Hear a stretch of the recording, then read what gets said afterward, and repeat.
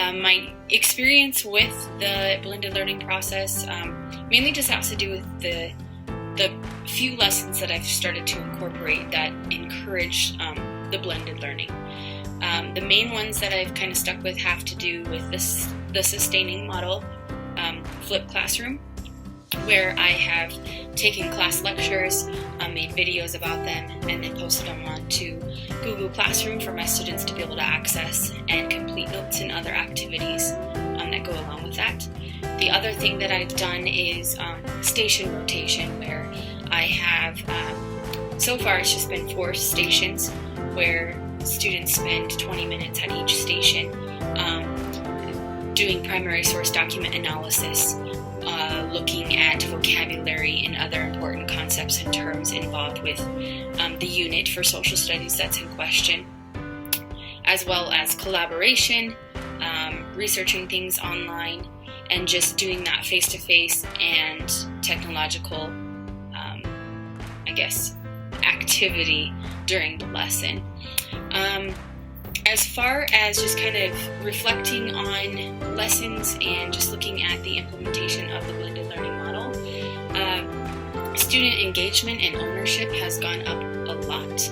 Instead of them sitting there looking at me like I'm a sage on a stage, or simply reading something and annotating it and answering questions, they're able to just focus on taking their learning into their hands through the different tools and activities and modules that they've been able to access, as well as just the group collaboration and the timing of it. They've really taken the ownership because they want to hold each other accountable as well as hold themselves accountable, especially when it comes to having a group discussion or something that somebody else has to rely on them. They take that ownership. They also, like I said, with the engagement, just having a timed piece and the desire to want to do good has increased their engagement and, I guess in a sense, their desire to learn.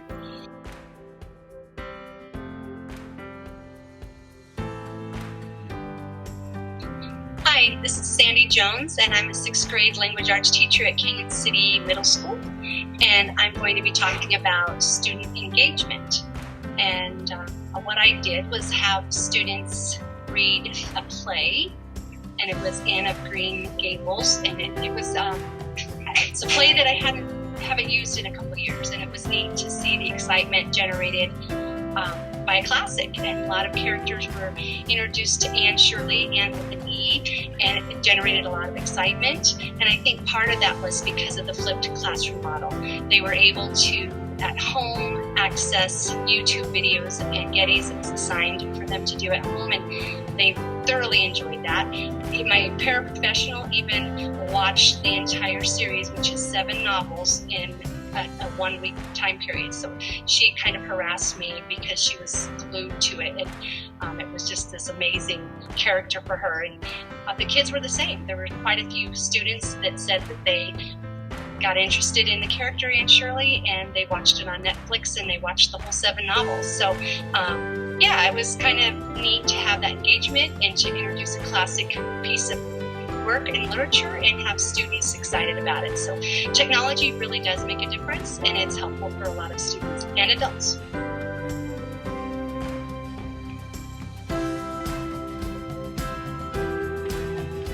Student achievement, I think they still don't get that this helps them with their achievement. They think that this teacher needs to give them all this information. I was gone for 3 weeks on the Grand Canyon, and my kids had video lessons for 3 days of our 4-day week. And everybody did really well. So they're seeing that they can have achievement without direct instruction from a teacher saying, you need to know this, and trying to get them to understand that a video is a great way to learn because they can rewind it, they can stop it, they can listen to something again. And that doesn't always happen in a classroom when you have 25 kids in a class and a kid who needs to hear it multiple times before they get it isn't getting it that way when we have a whole class discussion.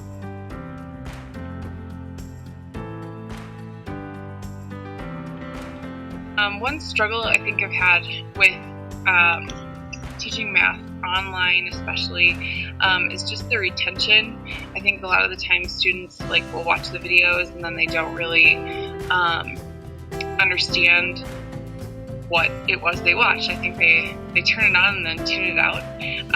I've found that having them fill out a Google form as they're watching a video or doing an ed puzzle or something along those lines where they have to answer questions as they're watching a video, I think that helps to keep them engaged and focused. I think also with things like Google Docs and collaborative online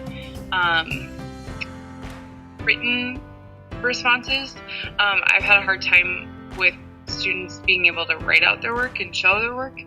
So I know that some teachers that I work with will have students just write their work on a whiteboard and then take a picture of it and submit their answers that way.